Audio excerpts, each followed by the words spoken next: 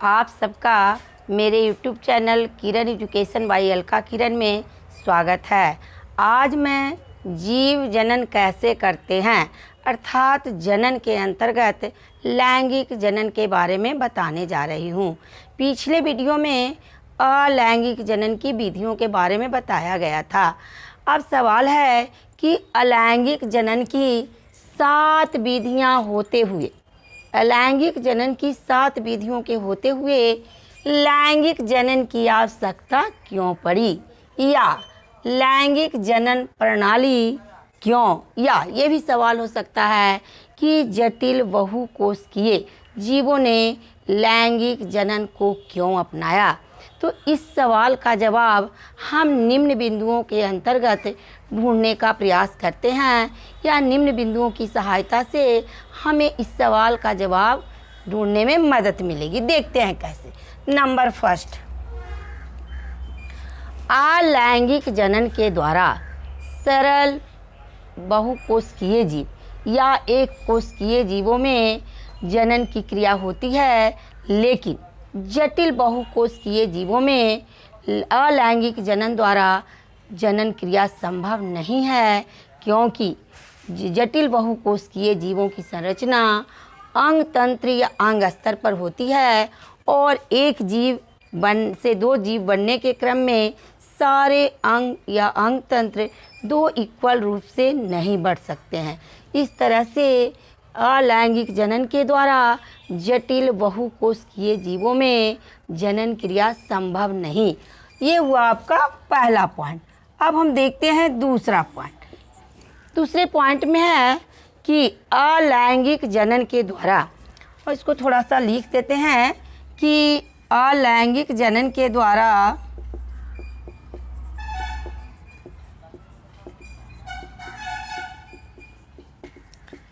सरल बहुकोशिकीय जीव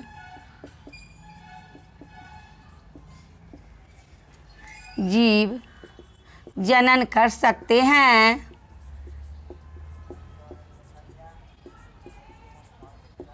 लेकिन जटिल बहुकोशिकीय नहीं, क्योंकि अंग या अंग तंत्र का विभाजन इस तरह से नहीं हो सकता।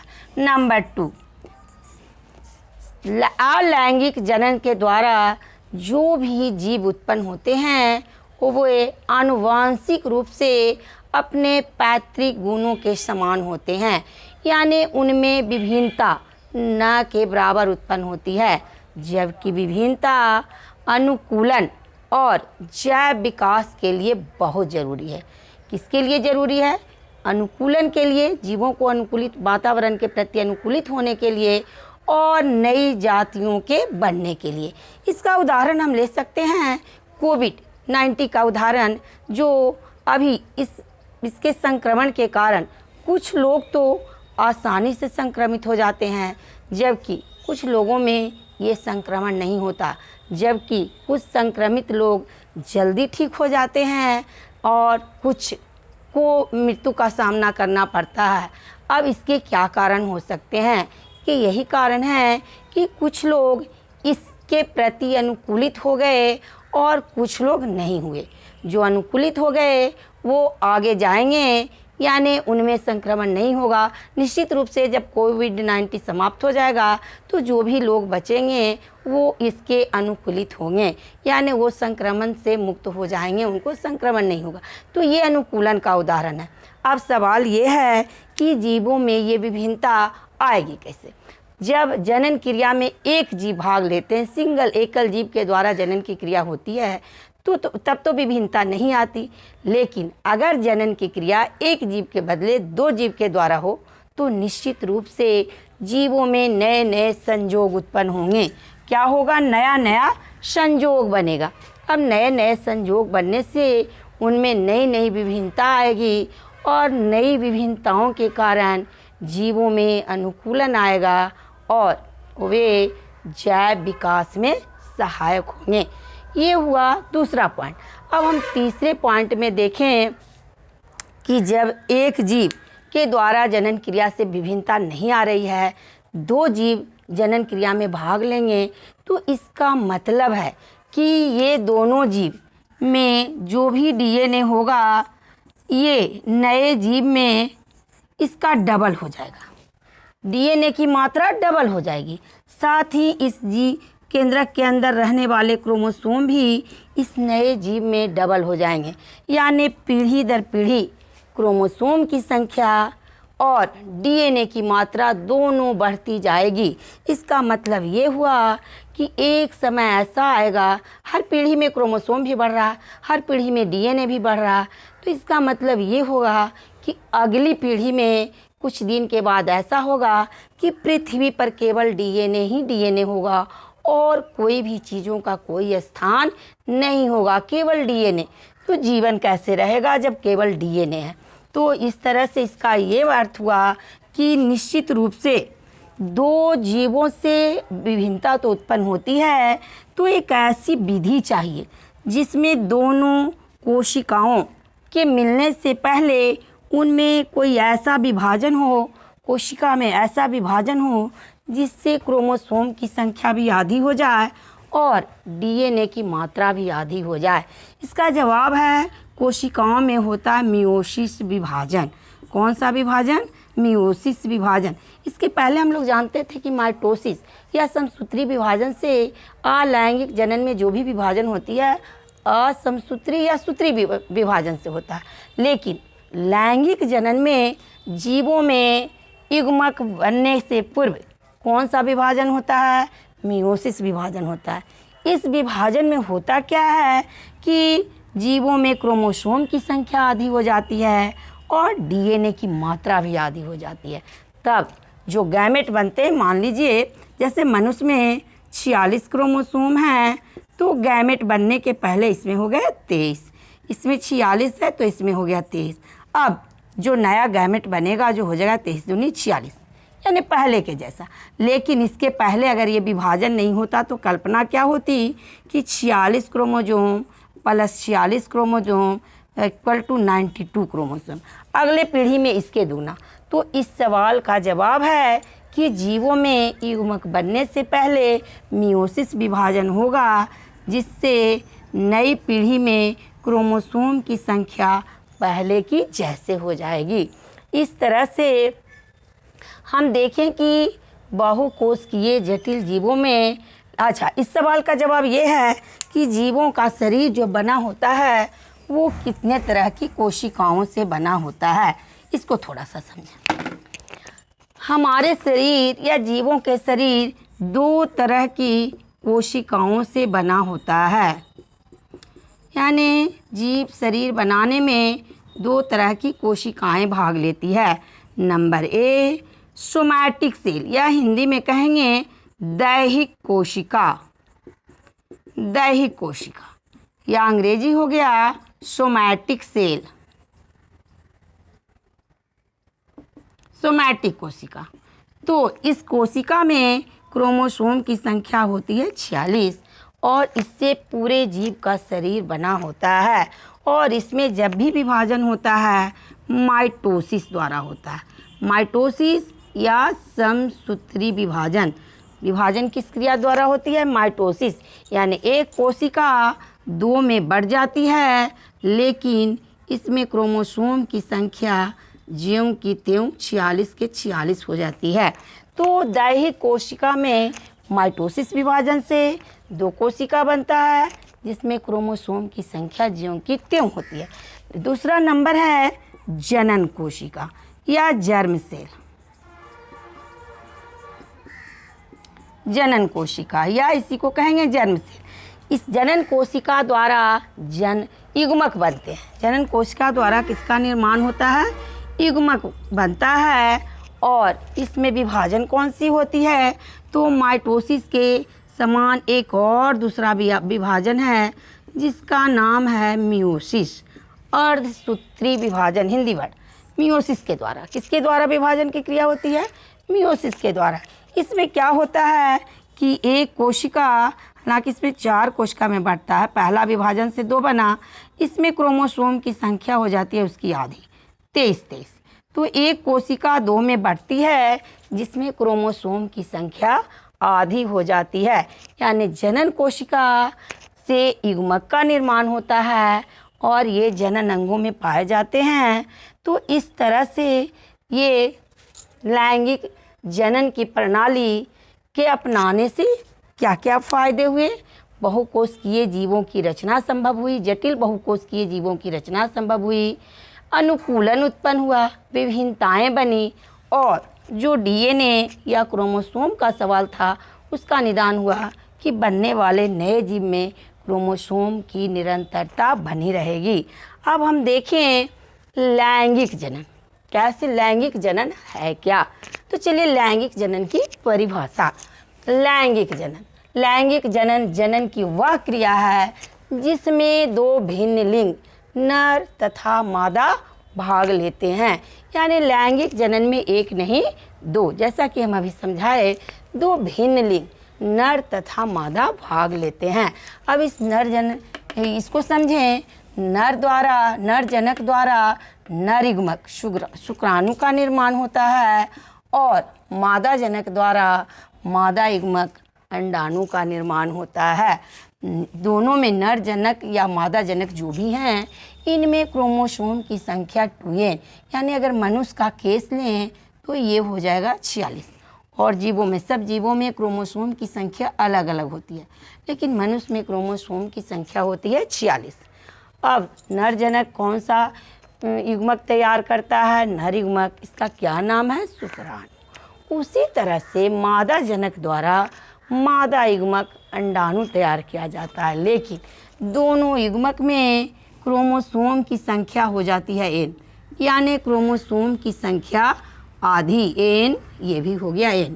अब जैसे ही क्रोमोसोम की संख्या आधी हो गई तो दोनों शुक्राणु और अंडाणु, हाँ, शुक्राणु आकार में छोटा और अंडाणु आकार में बड़ा होता है।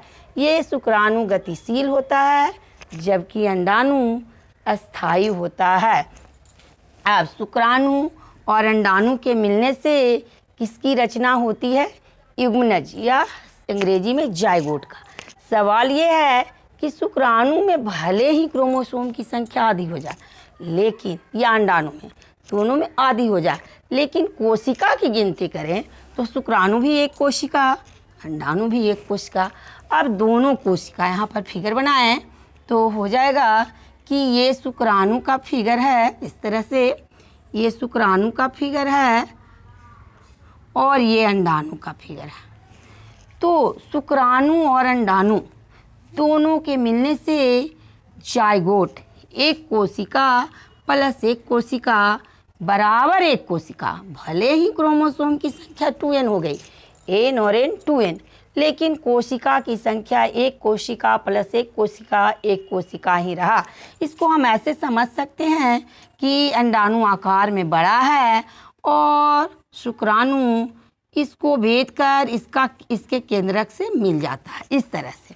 तो एक कोशिका इसमें पहले से था और एक कोशिका प्रवेश कर गया, एक ही कोशिका की रचना हुई, यानी अगुणित शुक्राणु अगुणित अंडाणु से मिलकर दुगना युग्मनज या जायगोट का निर्माण करता है, जो एक कोशिका, यानी जितने भी जीव हैं इस पृथ्वी पर प्रारंभ में सबके शरीर एक कोशिका की ही बनी होती है। तो बना युग्मनज या जायगोट जो एक कोशिका का। अब इस जायगोट में लेकिन क्रोमोसोम की संख्या द्विगुणित, यानी जो जीव शरीर में था यहाँ पर आ गया। अगर यहाँ 2n होता तो 4n हो जाता। तो यहाँ पर क्रोमोसोम की संख्या द्विगुणित, लेकिन कोशिका की संख्या एक ही रह गई। अब इस युग्मनज में बार बार ये युग्मनज पहले विकास करता है, फिर बार बार इसमें विभाजन होती है और विभेदन की क्रिया होती है, यानी कौन सा भाग कौन सा अंग की रचना करेगा, ये विभेदन की क्रिया द्वारा पता चलता है। तो विकसित, विभाजित और विभेदन के फलस्वरूप इसमें भ्रूण की रचना होती है और भ्रूण एक छोटा जीव कहिए, भ्रूण यानी छोटा जीव, भ्रूण फिर विकास करके नए जीव की रचना करता है। इस तरह से हम देखें कि लैंगिक जनन की क्रिया दो जीवों द्वारा कैसे होती है। अब जब दो तरह के जीव मिले तो इसका मतलब इसमें नर लिंग और मादा लिंग, तो लिंग के आधार पर जीव दो तरह के कैसे होते हैं इसके बारे में समझें।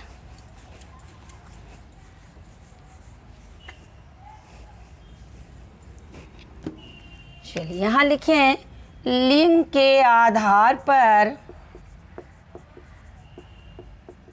जीव को कितने भागों में बांटा गया है?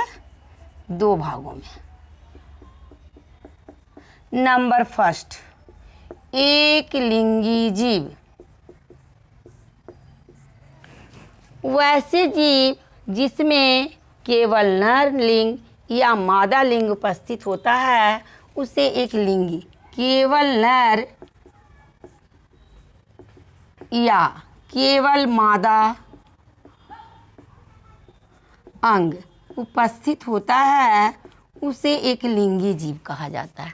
अब एक लिंगी जीव जो नर होते हैं क्या उत्पन्न करते हैं? नर जीव हमेशा शुक्राणु बनाते हैं। क्या बनाते हैं? शुक्राणु बनाते हैं। वही मादा जीव अंडाणु बनाते हैं। ये नर जीव शुक्राणु और मादा जीव अंडाणु। अब हम देखें एक लिंगी जीव का एग्जाम्पल क्या है पौधों में और जंतुओं में भी।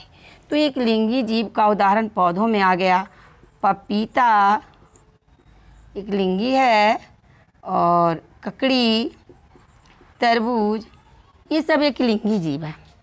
उसी तरह से जंतुओं में आ जाएगा मनुष्य, बंदर, घोड़ा, ये सारे एक लिंगी जीव हैं। ये हुआ एक लिंगी जीव और उसके उदाहरण। अब हम देखें दूसरा जो द्विलिंगी का उदाहरण है वो कैसे होता है। एक लिंगी के जगह पर द्विलिंगी।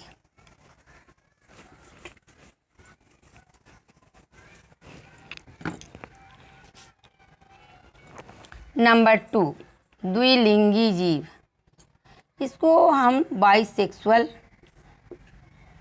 एनिमल जीव भी कह सकते हैं। वैसे जीव जिसमें मेल ऑर्गन और फीमेल ऑर्गन, नर लिंग और मादा लिंग एक ही जीव में उपस्थित हो। नर लिंग प्लस मादा लिंग एक ही जीव में उपस्थित हो, दोनों एक ही जीव में उपस्थित हो, उसे हम क्या कहेंगे? द्विलिंगी जीव। अब ऐसे जीव का उदाहरण क्या है जिसमें नर लिंग भी है और मादा लिंग। पहले हम पौधे में लेकर चलें। पौधा में आम, सरसों, ये द्विलिंगी जीव का उदाहरण है। यानी आम के पौधे में एक ही फूल के अंदर नर अंग और मादा अंग दोनों होते हैं। इसी तरह से सरसों में भी नर लिंग और मादा लिंग एक साथ होते हैं। अब हम जंतुओं में देखें, पौधों का उदाहरण हो गया द्विलिंगी में। जंतुओं में देखिए ऐसे कौन से जंतु हैं जिनमें दोनों ही अंग, बहुत कोड मॉडल एग्जाम में आएगा, दोनों ही लिंग एक जीव में पाया जाता है। इसका उदाहरण हो गया केचुआ, अर्थवर्म जिसको बोलते हैं, या ये किसान का मित्र भी है। कृमि, हाइड्रा, ये सब क्या कहलाए? ये द्विलिंगी जीव। इन सब जीवों में एक ही जीव में नर और मादा दोनों अंग पाए जाते हैं। अब हम चलें देखते हैं आखिर लैंगिक जनन की सार्थकता, महत्व क्या है। ये हुआ द्विलिंगी जीव, उसका परिभाषा, उसका उदाहरण। अब हम देखें लैंगिक जनन की सार्थकता या महत्व क्या है।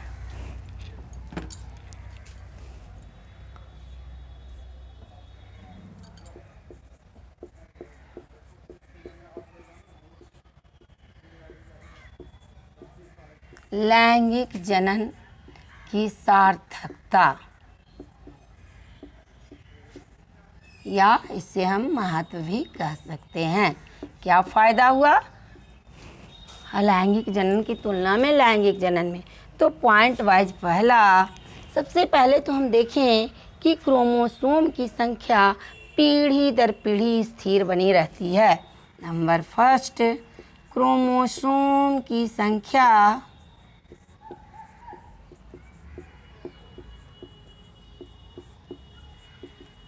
स्थिर बनी रहती है। नंबर सेकेंड, चूँकि लैंगिक जनन में 2 जीव भाग लेते हैं, इसलिए विभिन्नता उत्पन्न होती है, और विभिन्नता उत्पन्न होती है जो जैव विकास में सहायक होती है।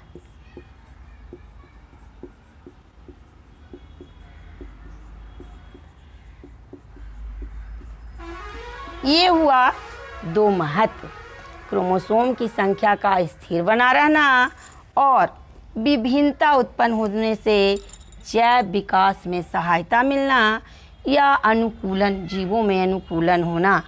तो ये हुआ लैंगिक जनन क्यों होता है, उसका महत्व क्या है।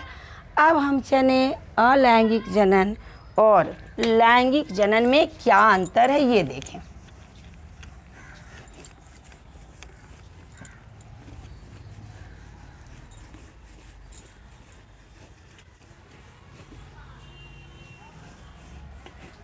तो एक कॉलम बनाएं, एग्जाम में आ सकता है, इम्पॉर्टेंट है, लैंगिक जनन और अलैंगिक जनन में अंतर। तो सबसे पहले इधर अलैंगिक जनन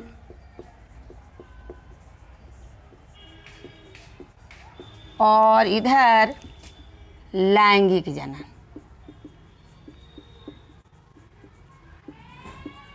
पहला पॉइंट होगा, अलैंगिक जनन में एकल जीव भाग लेते हैं, एकल जीव, जबकि लैंगिक जनन में 2 जीव भाग लेते हैं जो नर तथा मादा होते हैं, मादा भाग लेते हैं। दूसरा, अलैंगिक जनन से उत्पन्न संतान आनुवांशिक रूप से क्या होते हैं,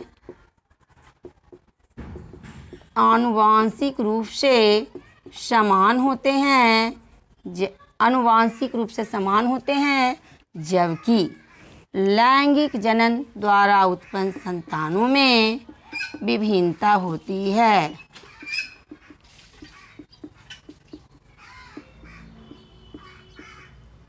उत्पन्न संतान में विभिन्नता होती है। नंबर 3, अलैंगिक जनन में युग्मक का निर्माण नहीं होता, युग्मक निर्माण नहीं होता है, जबकि लैंगिक जनन में युग्मक निर्माण होते हैं, यानी अंडाणु और शुक्राणु बनते हैं। नंबर 4, जब युग्मक निर्माण की क्रिया हुई तो इसमें निषेचन, युग्मक निर्माण नहीं हुआ तो निषेचन की क्रिया भी नहीं होती है, निषेचन नहीं होती है, जबकि लैंगिक जनन में निषेचन की क्रिया होती है, निषेचन की क्रिया होती है। अब नंबर 5, अलैंगिक जनन, अलैंगिक जनन में कौन सा विभाजन होता है, कोशिका 1 से 2 बनने के पूर्व असमसूत्री या समसूत्री विभाजन होता है, जबकि लैंगिक जनन में अर्धसूत्री विभाजन या मियोसिस, अर्धसूत्री विभाजन होता है। और अलैंगिक जनन की क्रिया निम्न श्रेणी के पौधों या जंतुओं में होता है, पौधों या जंतुओं में होता है, जबकि लैंगिक जनन की क्रिया उच्च श्रेणी के पौधों या जंतुओं में होता है। तो इस तरह से हम अलैंगिक जनन और लैंगिक जनन में अंतर देखे और ये भी देखे कि बहुकोशिकीय जटिल जीवों ने लैंगिक जनन को क्यों अपनाया। तो ओके, अगले वीडियो में पुष्प के जनन के बारे में यानी पौधों में जनन की क्रिया कैसे होती है इसके बारे में हमारे वीडियो को लाइक शेयर और कमेंट ज़रूर करें और नए हैं तो सब्सक्राइब करें।